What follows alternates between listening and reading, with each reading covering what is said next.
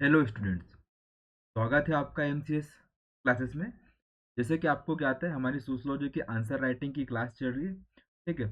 और आज से हम लोग यूनिट 3 स्टार्ट करने वाले हैं, यूनिट 3। ठीक है। इससे पूर्व हमने यूनिट 1 और यूनिट 2 कंप्लीट कर लिया है, किसमें, आंसर राइटिंग फॉर्म में। ठीक है।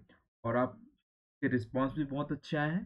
ठीक है। आप कंटिन्यूस करिए इस सीरीज को, कहीं ना कहीं आपको आपके आंसर राइटिंग पैटर्न में आपको इम्प्रूवमेंट देखने को मिलेगी। ठीक है।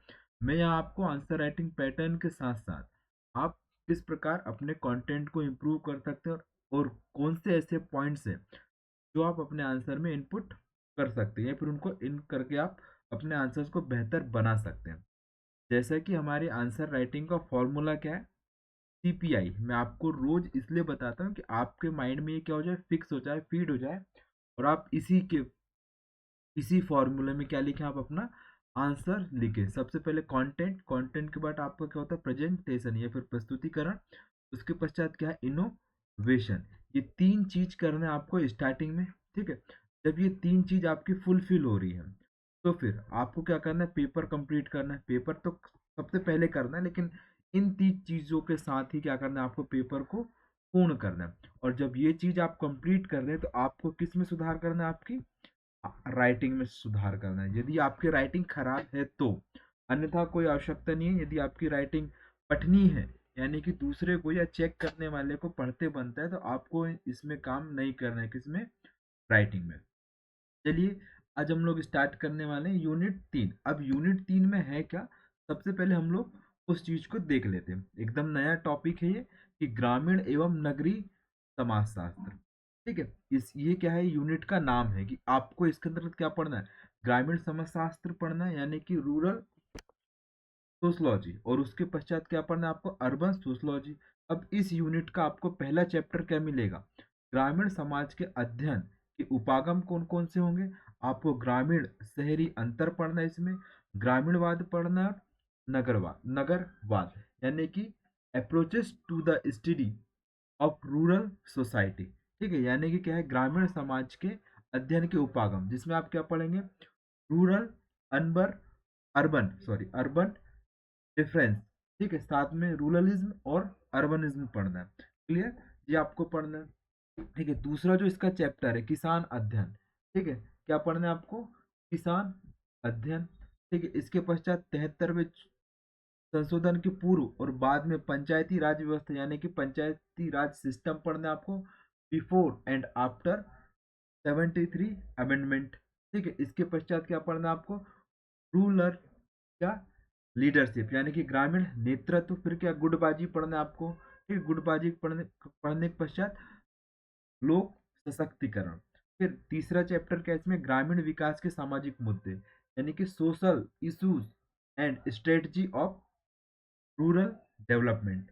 ठीक है। साथ में आपको पढ़ने इसमें क्या, बंधुआ मजदूरी, बंधुआ एवं प्रवासी मजदूरी। ठीक है, मजदूर। इसके पश्चात ग्रामीण समाज में क्या क्या बदलाव देखे गए हैं, उनको देखना पड़ेगा आपको इसमें। ठीक है। Trends of changes in rural society, कि क्या ऐसे ट्रेंड हुए हैं जिससे ग्रामीण में क्या, ग्रामीण क्षेत्रों में क्या होगा, कि ग्रामीण समाज में परिवर्तन हुए, उनका अध्ययन करेंगे। इसका जो चौथा चैप्टर है, नगरीय समुदाय की विशेषता।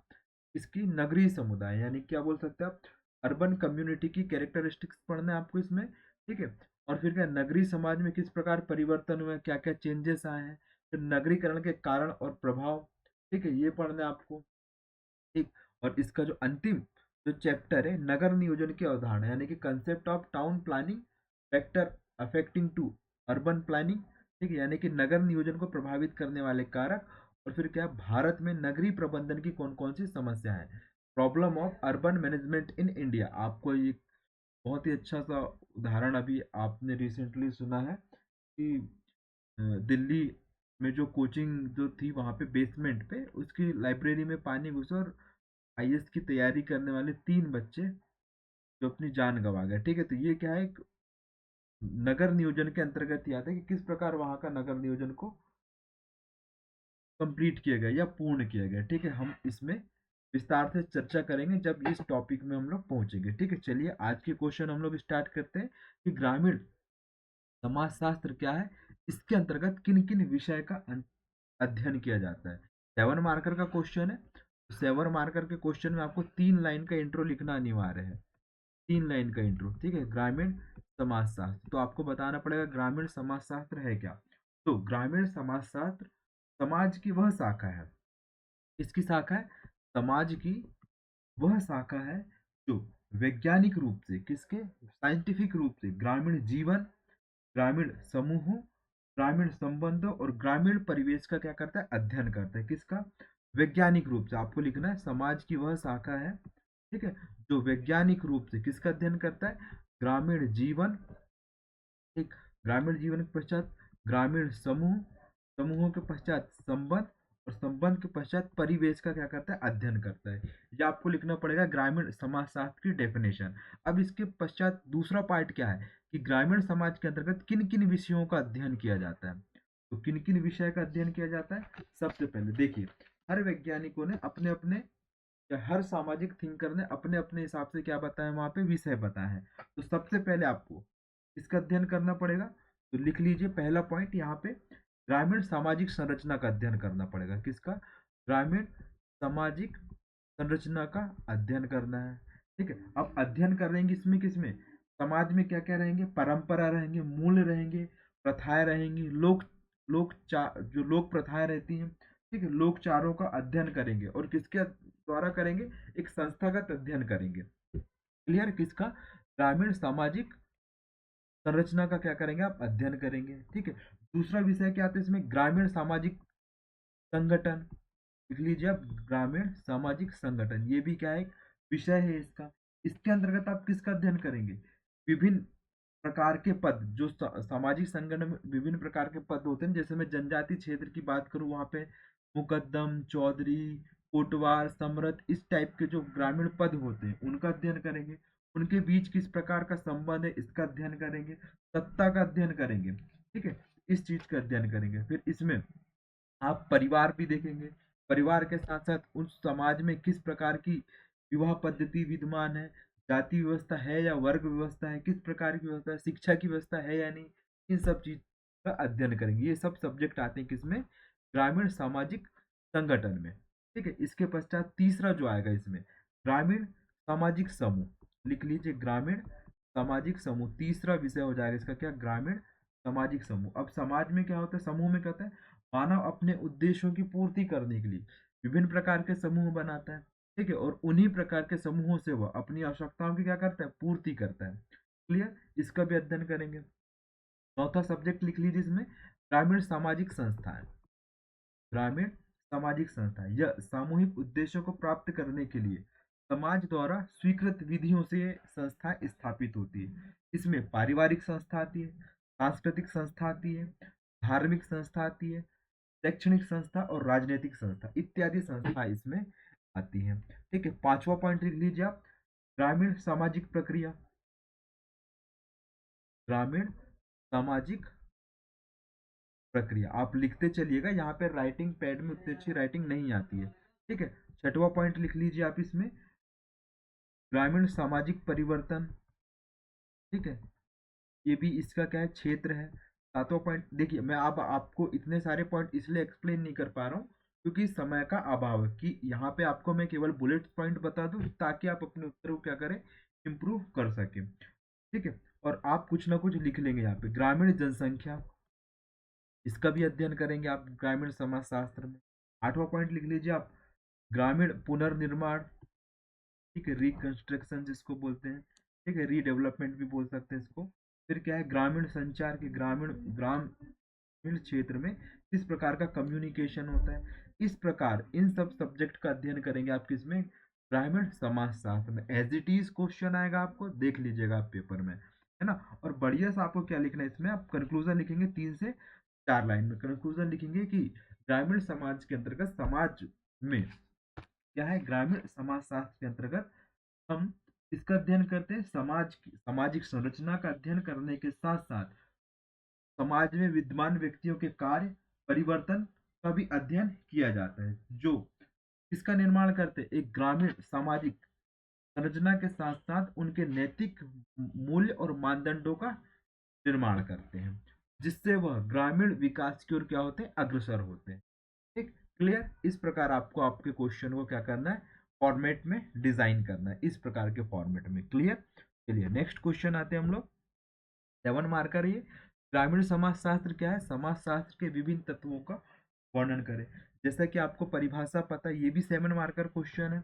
ठीक है, तब ये, और देखो आपको कोई भी टॉपिक आए, ठीक है, आपको मैं एक चीज क्लियर कर दूं, आपको कोई भी टॉपिक आए, मैं बोलूं यहाँ पे ग्रामीण समाज, तो आपको उसको 200, मतलब कि 200 वर्ड्स में आपको लिखने आना चाहिए उसका। ठीक है, मैं पूछूं ग्रामीण समाज है क्या, एक्सप्लेन करें, तो आपको 200 वर्ड्स में आना चाहिए कि ग्रामीण समाज है क्या, किस प्रकार इसकी संरचना होती है, क्या इसका कार्य होता है, क्या इसके उद्देश्य होते हैं।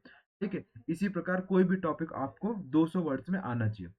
अब यहाँ पे ग्रामीण समाजशास्त्र की डेफिनेशन बताना है कि ग्रामीण समाजशास्त्र समाज की वह शाखा है जो वैज्ञानिक रूप से ग्रामीण जीवन, ग्रामीण समूह, ग्रामीण संबंध और ग्रामीण परिवेश का क्या करता है, अध्ययन करता है। अब समाज शास्त्र के कौन कौन से सब्जेक्ट हैं, ठीक है, समाज शास्त्र यानी कि ग्रामीण समाज शास्त्र के कौन कौन से तत्व हैं। तो सबसे पहले इसमें तत्व की बात करेंगे तो आपको यहाँ पे हेडिंग डालना पड़ेगा तत्व। तो पहला तत्व क्या हो जाएगा, ग्रामीण ढांचा। ठीक है, ग्रामीण ढांचा। दूसरा तत्व क्या हो जाएगा, आप इसमें लिख लीजिए, ग्रामीण सामाजिक संगठन।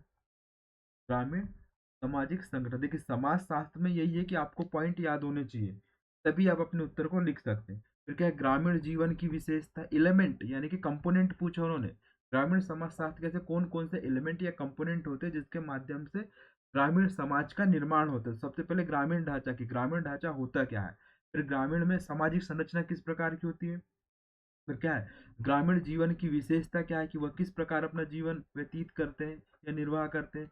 जैसे उनकी अर्थव्यवस्था की बात करें तो जीवन निर्वाह अर्थव्यवस्था होती है, और किस पे आधारित होती है, वो कृषि आधारित अर्थव्यवस्था होती है इनकी। ठीक है, फिर इसी के अंतर्गत कौन से तत्व हो जाएगा, ग्रामीण समस्याओं का अध्ययन। ठीक है, क्या है ग्रामीण समस्या, ये भी क्या है इसका एक तत्व कंपोनेंट है। फिर इसमें पांचवा पॉइंट तत्व लिख लीजिए, ग्रामीण शिक्षा की, रूरल एजुकेशन किस प्रकार का होता है। ठीक है, जैसे कि वहां पे आपने सुना होगा एक अनौपचारिकेतर एक कार्यक्रम चला था जिसमें रात के समय शिक्षा दी जाती थी, किसके, वयस्क लोगों को, यानी कि जो 40-50 की उम्र पार कर चुके उन लोगों को शिक्षा दिया जाता था। किससे संबंधित होती थी वो शिक्षा, दैनिक जीवन के साथ साथ कृषि आधारित शिक्षा होती थी वो। क्लियर? यानी कि हम उनको साक्षर बनाने का प्रयास कर रहे थे। ठीक, ग्रामीण शिक्षा। इसके पश्चात क्या है, ग्रामीण सामाजिक जीवन भी एक तत्व है किसका, ग्रामीण समाज शास्त्र का। ठीक, और फिर क्या है, अंतिम पॉइंट है ग्रामीण सुधार, और इसमें लास्ट और एक लास्ट पॉइंट लिख लीजिए आप, ग्रामीण विकास।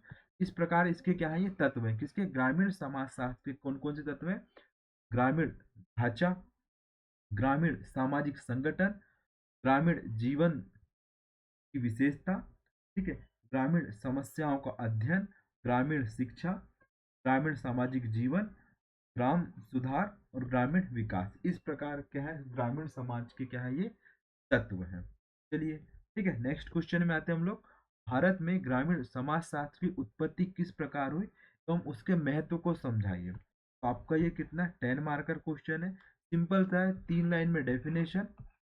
ठीक है, डेफिनेशन में आपको बताऊंगा नहीं बार बार। और फिर क्या है, भारत में ग्रामीण समाजशास्त्र की उत्पत्ति निम्न विकास क्रम को लेकर के हुई है। ठीक है, आपको ये लिखना पड़ेगा, और पहला पॉइंट आपको लिखना पड़ेगा यहाँ पे कि, अब देखिए किस प्रकार हुई है भारत में। सबसे पहले देखिए, भारत की अधिकांश जनसंख्या कहाँ पे निवास करती है, आपको ऐसा इंट्रो लिखना पड़ेगा, भारत की 70% जनसंख्या ग्रामीण क्षेत्र में निवास करती है।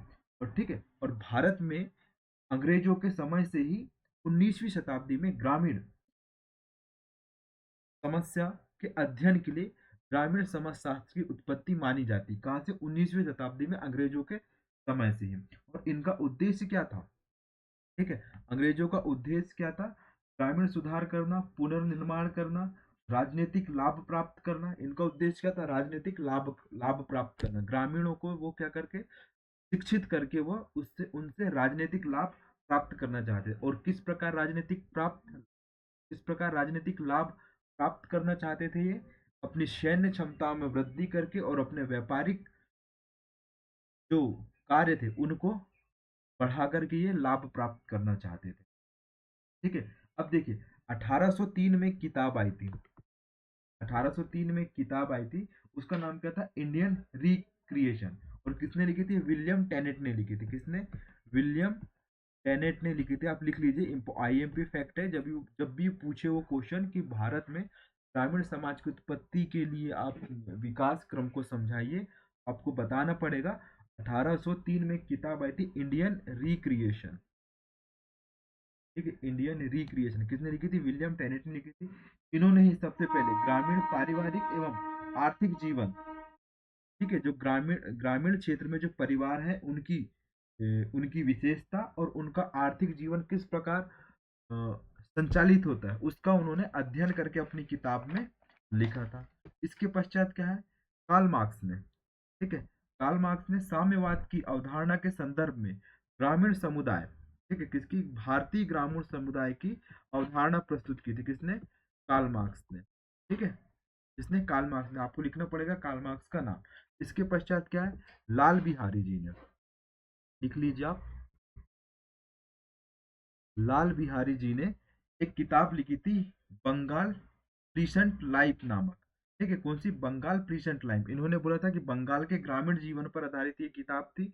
उसके बारे में उन्होंने बताया था किस प्रकार बंगाल के ग्राम का जीवन संचालित होता है, किस प्रकार वो अपनी दैनिक गतिविधियों को संचालित करते हैं, किस प्रकार वो अपने जीवन को निर्वाह करते हैं। किसने, लाल बिहारी डे ने। कौन सी किताब थी इनकी, द बंगाल प्लीसेंट लाइफ। ठीक है, द बंगाल प्लीसेंट लाइफ आप लिख लीजिए, मैं बोल दे रहा हूँ। ठीक है, द बंगाल प्लीसेंट लाइफ आईएमपी किताब है। ठीक है, इसके पश्चात क्या था, जॉर्ज गियर्सन। ठीक है, आपने इनको सुना होगा, भाषा के क्षेत्र में इन्होंने अधिक काम किया। क्या, जॉर्ज गियर्सन। इन्होंने क्या किया, बिहार में जो कृषक लोग थे उनका अध्ययन किया। किसने, जॉर्ज गियर्सन ने। ठीक है, इसके पश्चात 20वीं शताब्दी में जीसी लेक ने क्षेत्रीय तथा राज्य स्तर पर एक सर्वेक्षण विधि से ग्रामीण समाज का अध्ययन क्या किया, प्रारंभ किया। किसने, जेसी लेक ने। किसने, जेसी लेक ने। कब, 20वीं शताब्दी में। ये आपको लिखना पड़ेगा। ठीक है, और स्वतंत्रता प्राप्ति के पश्चात ग्रामीण अध्ययन के प्रति रुचि बढ़ते गई। किसकी, विभिन्न सामाजिक जो समाज शास्त्री थे उनकी रुचि बढ़ती गई, किस प्रकार ग्राम का समाज विकसित होता है और किस प्रकार वह अपने कार्यों की पूर्ति करता है। ठीक है, गांधी जी ने भी नारा दिया था, क्या, गांव की ओर वापस चलो। ठीक है, और गांधी जी ने क्या, ग्राम स्वराज की अवधारणा दी थी। इस प्रकार क्या, भारत में है, इस प्रकार भारत में ग्रामीण समाजशास्त्र की उत्पत्ति मानी जाती है। और एक कार्यक्रम चला था उस समय, कार्यक्रम मूल्यांकन संगठन, ग्रामीण समाजशास्त्र के अध्ययन करने के लिए क्या था, कार्यक्रम मूल्यांकन संगठन। लिख लीजिए आप, कार्यक्रम मूल्यांकन संगठन। इसका उद्देश्य क्या था, भारत जैसे आर्थिक, भौगोलिक और सांस्कृतिक विविधता की जानकारी एकत्रित करना। और इसी समय, अब स्वतंत्रता प्राप्ति के पश्चात ही भारत में विदेशी समाजशास्त्रियों को आमंत्रित किया गया। उन्हें बोला गया कि आप भारतीय समाज का अध्ययन करें और उनमें किस प्रकार सुधार किया जा सकता है उसकी भी आप क्या करें, रिपोर्ट हमको प्रस्तुत करें। फिर श्यामाचरण दुबे ने भारत की ग्राम, और एन डी मजुमदार जी ने भी क्या था, एक किताब लिखी थी, एन डी मजुमदार जी ने। उन किताब को मुझे नाम याद नहीं आ रहा है, तो उस किताब का भी आप रेफरेंस लिख सकते हैं, चरण दुबे। श्यामाचरण दुबे का नाम याद रख लीजिएगा। इन्होंने भी भारतीय ग्रामीण समाज शास्त्र के लिए अध्ययन किया। उसके पश्चात राधा कमल मुखर्जी की ग्रामीण समाज की गद्यात्मक किताब देखने को मिलेगी। उसमें भी आपको ग्रामीण समाज के बारे में जानकारी मिलेगी। इस प्रकार क्या, भारत में ग्रामीण समाजशास्त्र की उत्पत्ति हुई। अब देखिए, भारतीय क्षेत्र में ग्रामीण समाजशास्त्र का महत्व क्या है। ठीक है, तो अब आपको लिखना पड़ेगा महत्व क्या है। ठीक है, चलिए देखते हैं महत्व क्या क्या हो जाएगा इसमें। सबसे पहले मैं इसको इरेज कर लेता हूँ। ठीक है, सबसे पहला महत्व क्या होगा, तो आप लिख लीजिए। ठीक है, सबसे पहला महत्व है, आप लिखते चलिए, मैं समझाते जा रहा हूँ यहाँ पे। भारत एक कृषि प्रधान ग्राम वाला देश है। ठीक है, उसके उत्थान के लिए, कि हमको ग्रामीण क्षेत्रों क्या करना है, उत्थान करना है। ठीक है, इसका ग्रामीण क्षेत्रों के उत्थान के लिए, ग्रामीण क्षेत्रों के उत्थान के लिए। ठीक है, चलिए देख लेते हैं हम लोग। पहला क्या है, ग्रामीण क्षेत्र के उत्थान के लिए। दूसरा क्या है, समस्याओं के समाधान के लिए, ग्रामीण क्षेत्र में जो समस्याएं विद्यमान है उसके समाधान के लिए भी ग्रामीण समाजशास्त्र की आवश्यकता होती है। ठीक है, ग्रामीण जीवन को पुनर्स्थापित करने में, ठीक है, ग्रामीण जीवन को पुनर्स्थापित या पुनः जागरूक करने में, ठीक है, चौथा लिख लीजिए इसमें, गांवों में परिवर्तन की प्रक्रिया को संचालित करने में, ठीक है, परिवर्तन प्रक्रिया को संचालित करने में, ठीक है, जनसंख्या वृद्धि को रोकने में ग्रामीण समाजशास्त्र का महत्व को स्वीकार किया जाता है, आदिवासी क्षेत्रों के विकास के लिए, ठीक, साथ ही अनुसूचित जाति जनजाति व पिछड़े वर्गों के अध्ययन में, ठीक है, भारतीय संस्कृति को जानने में, ठीक, भारतीय समाज की ग्रामीण प्रकृति के अध्ययन करने में, लोकतांत्रिक विकेंद्रीकरण में और ग्रामीण पुनर्निर्माण में क्या ग्रामीण समाजशास्त्र का महत्व को स्वीकार किया जाता है, जिससे समाज की प्रकृति और उन्नति को क्या कर सके, हम लोग अध्ययन कर सके। इस प्रकार आपको लिखना है इसका आंसर। ठीक है, चलिए नेक्स्ट क्वेश्चन देख लेते हैं, जो हमारे टॉप एकदम सिलेबस में पहला ही पॉइंट लिखा है, ग्रामीण समाजशास्त्र के अध्ययन के विभिन्न उपागमों का अध्ययन करें, यानी का वर्णन करें, तो मतलब approaches to the study of rural society की, आप किस प्रकार रूरल सोसाइटी का अध्ययन करेंगे और कौन सी आपकी अप्रोच होगी जिसके माध्यम से आप समस्त समस्त गांवों की आप जानकारी प्राप्त कर सकते हैं। ठीक है, चलिए स्टार्ट करते हैं। इसका आंसर राइटिंग कैसे करेंगे, सबसे पहले आपको ग्रामीण समाजशास्त्र की डेफिनेशन बताना पड़ेगा और उसके अध्ययन के विभिन्न उपागम इस प्रकार है, मतलब कि विभिन्न अप्रोचेस इस प्रकार है। तो सबसे पहली अप्रोच क्या होती है, लिख लीजिए। सबसे पहले क्या है, ऐतिहासिक उत्पत्ति या उपगमन। ऐतिहासिक ऐतिहासिक क्या है, उद्विकास, उपगमन, उपागम सॉरी, उपागम है, ऐतिहासिक उद्विकास उपागम। इसके अंतर्गत क्या होता है कि सामाजिक गतिशीलता, समाज के विकास एवं परिवर्तन के अध्ययन पे जोर दिया जाता है। किस प्रकार पहले ग्रामीण समाज था, वह किस प्रकार अपने समाज में गतिशीलता और परिवर्तन को स्वीकार करते गया, ठीक है, और किस प्रकार वह गांव विकसित होते गया, या किस प्रकार ग्रामीण समाज विकसित होता गया, उसका अध्ययन करते हैं हम लोग किसमें, ऐतिहासिक उद्विकास उपागम में। दूसरा उपागम लिख लीजिए, संरचनात्मक संरचनात्मक प्रकार प्रकार्यात्मक उपागम। ठीक है, कौन सा, संरचनात्मक प्रकार्यात्मक उपागम। ठीक है, इसमें क्या होता है कि इसमें एक इकाई को पूर्ण मान लिया जाता है और पूर्ण इकाई के ऊपर, यानी कि कोई भी एक गांव है उसको इकाई मान लिया जाता है और इकाइयों के परस्पर अंतर संबंधों का अध्ययन किया जाता है, यानी कि दो गांव लिए जाते हैं, दोनों गांवों में किस प्रकार का परस्पर अध्ययन है, उसका किस प्रकार का उनमें संबंध है और किस प्रकार वह अपने एक दूसरे की आवश्यकताओं की पूर्ति करते हुए समाज की प्रगति और उन्नति के लिए कार्य करते हैं, उसका अध्ययन किया जाता है किसमें, संरचनात्मक प्रकार्यात्मक उपागम में। मतलब एक इकाई को कई उप इकाइयों में बांटकर इसका अध्ययन किया जाता है, उसे ही क्या कहा जाता है, प्रकार्यात्मक उपागम। क्लियर। तीसरा उपागम लिख लीजिए आप, तुलनात्मक उपागम। तुलनात्मक, यदि आपको ग्रामीण समाजशास्त्र का अध्ययन करना है तो आपको तुलना करना पड़ेगा किसी भी चीज से।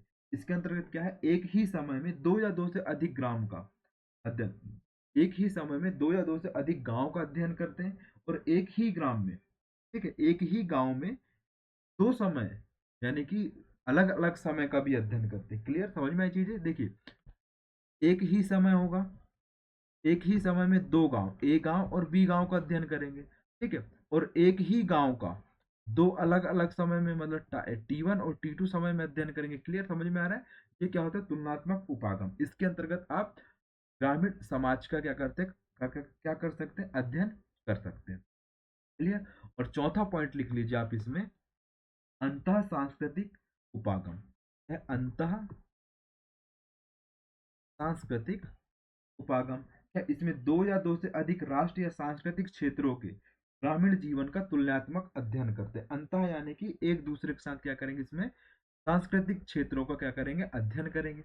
इस प्रकार आपको चार उपागम बताना है। ऐतिहासिक उद्विकास उपागम, ठीक है, जिसमें ग्रामीण समाज की गतिशीलता, परिवर्तन और समाज के विकास का अध्ययन किया जाता है। संरचनात्मक प्रकार्यात्मक उपागम, इसमें ग्राम को या फिर गांव को एक इकाई और इकाई के साथ साथ अन्य उप इकाइयों में विभाजित कर दिया जाता है, और जब विभाजित कर दिया जाता है तो उसका आपस में अध्ययन किया जाता है। और तीसरा उपागम क्या होता है? तुलनात्मक उपागम। क्या है? इसमें एक ही गांव को विभिन्न विभिन्न समयों के अंतर्गत अध्ययन करते हैं, या फिर एक ही समय में दो अलग अलग गांव का अध्ययन करते हैं, या फिर ग्रामीण क्षेत्र का अध्ययन करते हैं। क्लियर? इसके पश्चात चौथा क्या है? अंतर सांस्कृतिक या अंतर सांस्कृतिक उपागम। इसके अंतर्गत क्या है? दो या दो से अधिक क्षेत्रों के या सांस्कृतिक क्षेत्रों के ग्रामीण जीवन का तुलनात्मक अध्ययन किया जाता है। इस प्रकार आप चार क्षेत्रों के माध्यम से ग्रामीण समाज शास्त्र का क्या कर सकते हैं? अध्ययन कर सकते हैं। क्लियर? यहाँ तक चीजें क्लियर हुई? ठीक है, आज की ये क्वेश्चन समाप्त हुए। और हाँ, हमारे जो नोट्स हैं आपको टेलीग्राम चैनल में मिल जाएंगे। टेलीग्राम चैनल का नाम क्या है? MCS classes 2024 new content. ठीक है, जिसकी लिंक कहाँ दी हुई है? हमारे यूट्यूब चैनल के डिस्क्रिप्शन में लिंक दी हुई है। चलिए, आज के लिए इतना ही। बाकी नेक्स्ट क्लास में मिलेंगे हम लोग, जिसमें पढ़ेंगे हम क्या? ग्रामीण शहरी अध्ययन, उसमें ग्रामीणवाद और नगरवाद। ठीक है, चलिए, thank you for watching MCS classes students. मिलते हैं नेक्स्ट क्लास में। जय हिंद, जय भारत।